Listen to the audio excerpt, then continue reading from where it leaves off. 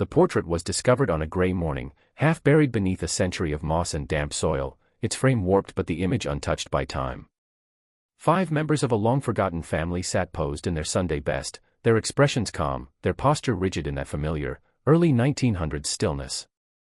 At first glance, nothing about the photograph seemed unusual. It was the kind of relic one might find tucked away in a dusty attic or the back room of a small-town museum.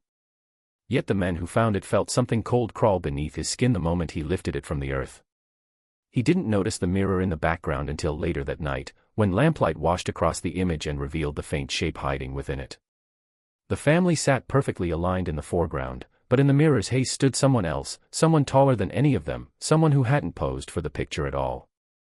Its outline was blurred, almost smudged, but its presence was unmistakable, like a shadow caught in a moment it wasn't meant to inhabit. The photograph had been taken in 1903, inside a house that no longer existed, deep within the thickest part of the woods where locals refused to wander after dusk. The cabin where it was found had collapsed decades ago, reduced to a skeleton of damp beams and tangled roots. But the portrait was pristine, preserved as if something had protected it. As the wind pressed against the cabin's ruined walls and the scent of wet pine filled the air, he felt watched, as though the forest itself had leaned in closer, waiting to see what he would do now that the mirror's secret had been noticed. The 1903 portrait, an event that sets the entire mystery in motion and establishes the unsettling tone of the story. The moment the historian stumbles upon the old family photograph, he is already deep within the woods, following rumors of forgotten homesteads swallowed by time. The forest around him feels older than the map suggests, the kind of place where branches seem to lean over pathways as if listening. After hours of navigating the silent, overgrown terrain, he finds what remains of a collapsed cabin, its wooden beams softened by years of rain and rot, its roof partially caved in beneath the weight of vines and soil. Everything about the structure suggests abandonment and decay, except for the faint glint of something reflective buried beneath a layer of moss near what once might have been the front room. He brushes the earth away with the edge of his sleeve, expecting perhaps a piece of broken glass or a rusted tool, but instead reveals the corner of an ornate frame.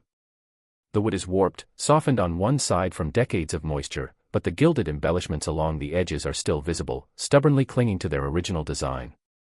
He lifts the frame carefully, expecting the image inside to be destroyed, but as he tilts it toward the light seeping through the trees, his breath catches. The photograph is pristine. Not a single crease. No signs of mold. Not even the faintest hint of fading. It appears impossibly well preserved, as though it had been sealed away from time itself. The family in the image stares back at him with the kind of rigid calm familiar in turn-of-the-century portraits. A father, mother, and 3 children pose in their Sunday attire inside a home that looks far more refined than the collapsed cabin surrounding him. He wonders how a photograph of such quality ended up in a place so thoroughly destroyed, and why it alone survived when everything else had disintegrated. The air around him seems to grow colder, heavy with the weight of something unsaid, as if the forest recognizes what he's holding. The historian studies the faces in the portrait, feeling an inexplicable tension as though the eyes of the family follow him no matter how he angles the frame. He senses that he has uncovered something forgotten for a reason, something that was meant to remain hidden beneath the earth. The strange preservation of the photograph and the eerie stillness of the woods around him stir a quiet dread in his mind, suggesting that the portrait was not simply lost to time but left behind deliberately, waiting for someone to lift it from its grave and feel the same unsettling pull he now feels tightening around him. Under the soft glow of the lamp, the historian leaned closer to the portrait, letting its century-old details sharpen before his eyes. The family looked entirely ordinary, 5 people dressed in their best clothing, arranged in a carefully balanced pose common for photographs of that era. Nothing about their expressions or posture suggested anything unusual. It was only when the historian's gaze shifted to the tall mirror behind them that something in his chest tightened. The mirror should have reflected the same 5 figures, but it didn't. There was someone else standing among them, someone who hadn't posed for the picture at all. The figure loomed slightly behind the father's shoulder, positioned as if it belonged there, yet its presence felt unmistakably wrong. It was taller than any member of the family, its silhouette unnaturally elongated, its posture rigid in a way that didn't resemble a person holding still, it resembled something trying to imitate stillness. The edges of the figure were blurred, not from motion, but from an eerie resistance to being captured clearly by the camera. Every other detail in the room was sharp, from the lace on the mother's dress to the carved wooden frame of the mirror itself, but this figure seemed to dissolve the longer he looked at it, like it wasn't part of the world the camera had recorded. He counted the faces again, his heartbeat loud in his ears. 5 in the room, 6 in the mirror. He blinked hard and leaned in even closer, searching for any logical explanation, a smudge, a shadow, a flaw in the film, but the reflection was deliberate, distinct, and undeniably there. The figure's faceless head tilted ever so slightly, as if caught in the middle of turning. The historian felt a faint nausea rise as he realized the shape was angled toward the camera rather than toward the family. It wasn't just present. It was aware. A coldness spread across the room, subtle at first, then deeper, as though the air itself reacted to his recognition of the figure. The wooden chair beneath him creaked softly, and he pulled his hands away from the photograph, suddenly conscious of how close his face was to the mirror's surface in the image. He couldn't shake the sense that the blurred shape had been waiting for someone to notice it, that it had remained hidden in plain sight for more than a century until the moment his eyes finally settled on it. The realization pressed into him like a weight, unsettling and absolute. Whatever stood in that mirror was never part of the family, and whatever it was never meant to be seen. Disturbing realization that the reflection in the portrait does not remain fixed. After noticing the 6th figure in the mirror, the historian begins examining the photograph repeatedly over the next several days, trying to convince himself that what he saw was nothing more than an illusion created by age and warped glass. Yet each time he studies the image, something feels different. At first, he blames his own memory, thinking he must have misremembered the angle of the figure's head or the position of its blurred hands. But the more he compares each viewing to the last, the more certain he becomes that the figure itself is shifting within the photograph. It is never a dramatic change, nothing so obvious that it could be blamed on an editing trick or damage to the print.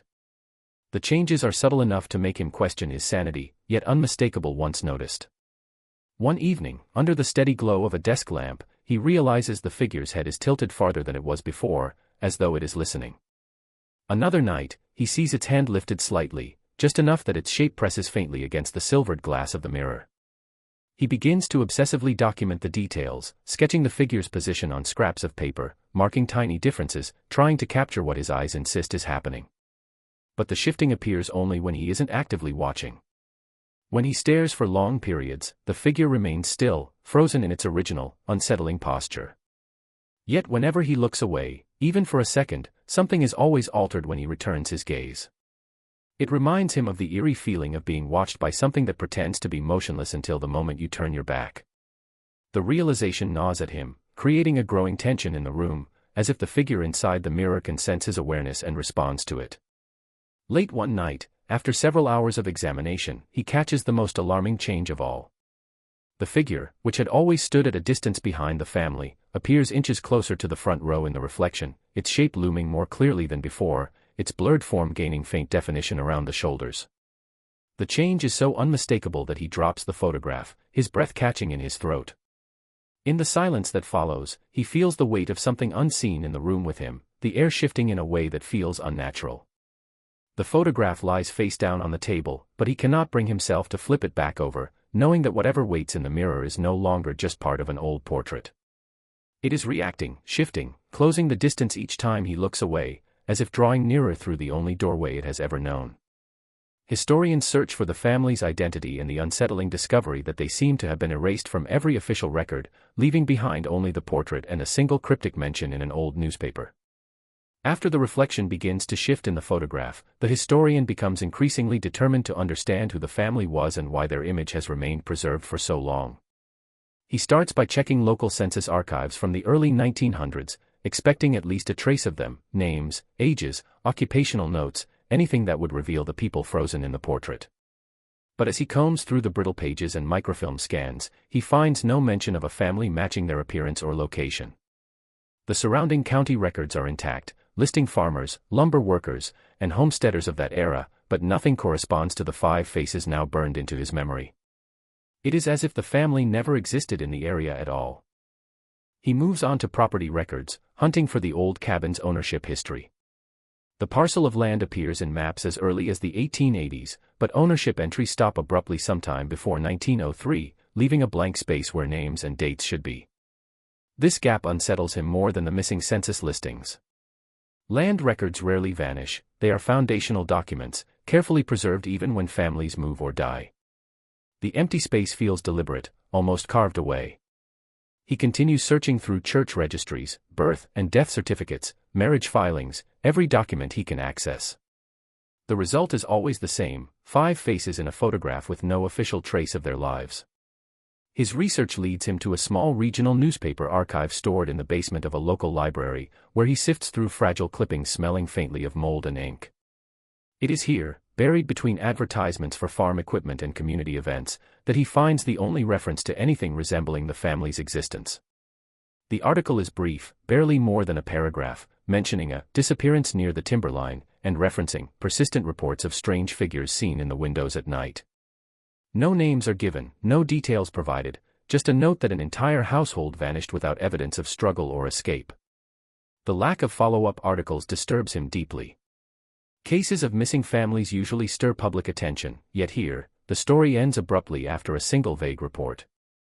The more he investigates, the more he senses that someone, or something, wanted their memory erased. The historian feels an uneasy awareness that the family did not simply fade from the records. They were removed, as if whatever took them had reached into both their lives and their history, leaving behind only the portrait as a remnant of their final moments before they disappeared from the world entirely. The historian's discovery of a concealed room within the ruined cabin and the chilling contents found inside, which reveal that the family had been aware of something sinister long before their disappearance.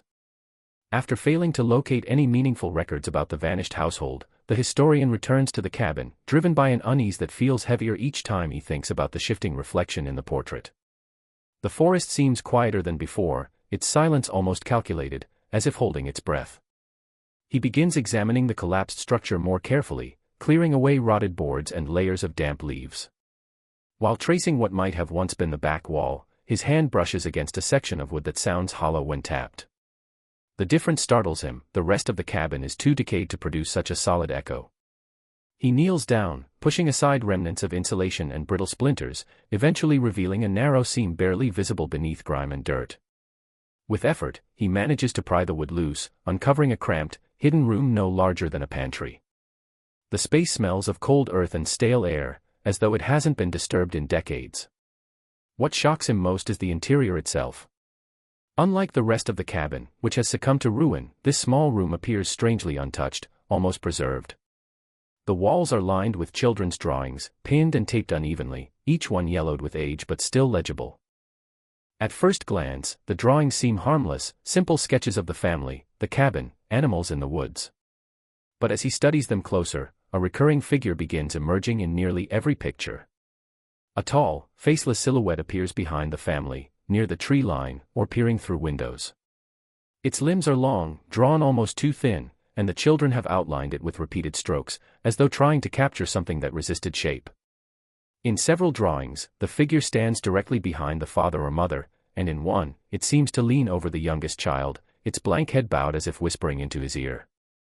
The historian feels a cold pulse behind his ribs as he realizes the family had been living with the presence long before the photograph was taken. The drawings grow increasingly frantic toward the corner of the room, lines becoming darker, more frantic, sometimes scratched so hard into the paper that the sheets have torn. One depicts the family huddled together while the faceless figure stretches its limbs across the walls of the cabin, as though surrounding them. Another shows the mirror, the same one from the portrait, with the dark figure crouched inside it, its hands pressed against the glass.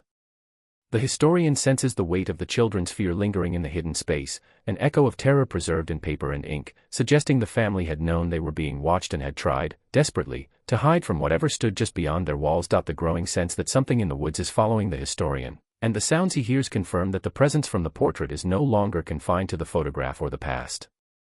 After discovering the children's drawings and the hidden room, he leaves the cabin with a tightness in his chest that refuses to ease. The sun is already lowering behind the dense tree-line, draining the remaining daylight from the forest floor. He tries to tell himself that the unsettling silence is just the natural hush of evening settling in, but the air feels too heavy, as if absorbing every sound except his own breathing. He begins the slow walk back to the trail, his boots crunching over fallen branches and patches of frostbitten leaves.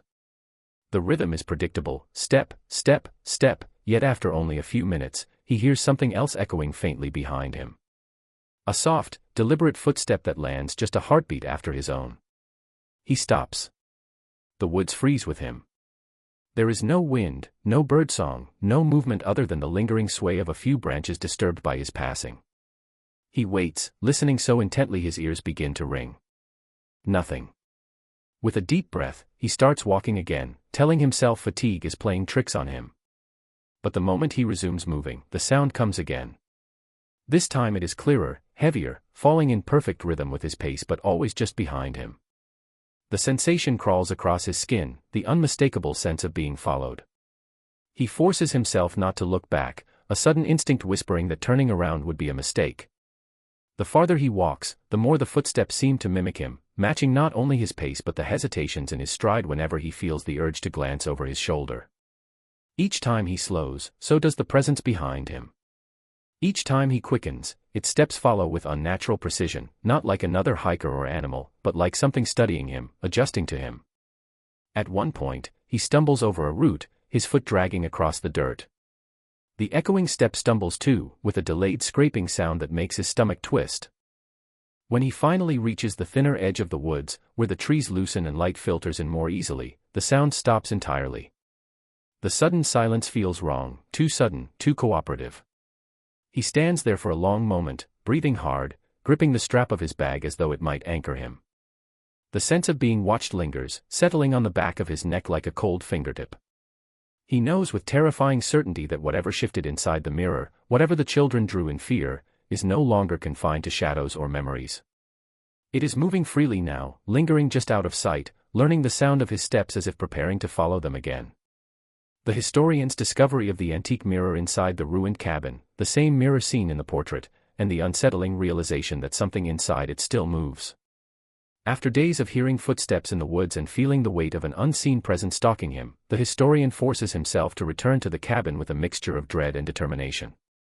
The children's drawings have left too many unanswered questions, and he senses the key to understanding everything lies within the ruins he has only partly explored.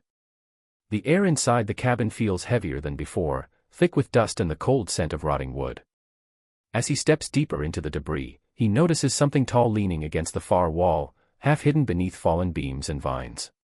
He clears away the debris carefully, and his breath catches when he reveals the tarnished edge of a familiar frame. It is the mirror, the same ornate structure he saw in the photograph, identical in height, design, and carved flourishes along the border. Despite the cabin's collapse and decades of exposure to seasons, the mirror stands upright, unnaturally stable, its glass unbroken. The historian feels a ripple of unease as he steps closer, drawn to it by a mixture of fear and fascination. The surface of the glass is dull and fogged, as though coated with the breath of something standing just behind it. He leans in slightly, expecting to see his own reflection, but the glass remains dark, refusing to capture his image. Instead, it shows the faintest motion within its depths, like a shadow shifting in a room that shouldn't exist. The movement is subtle at first, so subtle he tells himself it might be dust or the flicker of light through branches. But then it comes again, a ripple, slow and deliberate, traveling across the glass as though something behind it has brushed against the interior surface. He steps back instinctively, a cold shiver tightening along his spine. The children's drawings flash through his mind, the faceless figure leaning out of the mirror, hands pressed against the glass. The historian stares again, and this time he sees a faint imprint forming on the inside of the mirror, a shape resembling a hand, fingers long and thin, pressing outward but not quite breaking through. The glass warps slightly beneath the pressure, as though resisting something determined to emerge. The cabin around him seems to darken, the air shifting with a presence he can feel but not see. The mirror pulses faintly, like a slow exhale, and he realizes the figure from the portrait is not trapped in the past. The mirror is not a relic. It is a doorway. And whatever stands behind that glass has become aware that he has found it. The historian's terrifying realization that the figure from the mirror is not confined to the photograph or the cabin, and that its presence has become active in the present. After days of examining the photograph, visiting the collapsed cabin, and studying the children's drawings, he begins to notice changes in his own environment, small at first, almost dismissible, yet growing steadily in intensity. Shadows appear longer than they should, bending at impossible angles across the walls of his cabin, and faint, indistinct noises echo in empty rooms. At night, he hears the soft scraping of what could be footsteps on the floorboards outside his study, always stopping precisely when he turns to look, as if whatever follows him knows exactly when it is observed. The unease, once manageable as academic curiosity, escalates into something oppressive, a sensation that the very air has become heavier, weighed down by something unseen. It is during one of these restless nights that he finally pieces together the truth. The figure in the mirror, once dismissed as a static image, has begun to act outside the confines of the photograph. The historian is in his study, lamplight flickering across the surface of the old wooden desk, when he glances at the framed photograph he had placed against the wall. In that instant, the figure's outline appears sharper, more defined, and the blurred edges seem to ripple, as if it is actively moving. The hairs on the back of his neck prick. He steps closer, heart hammering, and notices that the position of the figure has subtly changed from when he last checked. It has leaned forward, its head tilting toward him in a way that suggests awareness, anticipation, almost intent. Panic tightens in his chest as he realizes that it is no longer merely a part of a captured moment. The figure is aware of him, responding to his attention, existing in a liminal space between the photograph, the mirror, and the present reality. He recalls the children's drawings, the secret room in the cabin, the countless hours spent tracing the figure's subtle movements across decades-old paper. All of it converges into one undeniable fact: the entity has never been confined, and it has waited for someone to notice it again.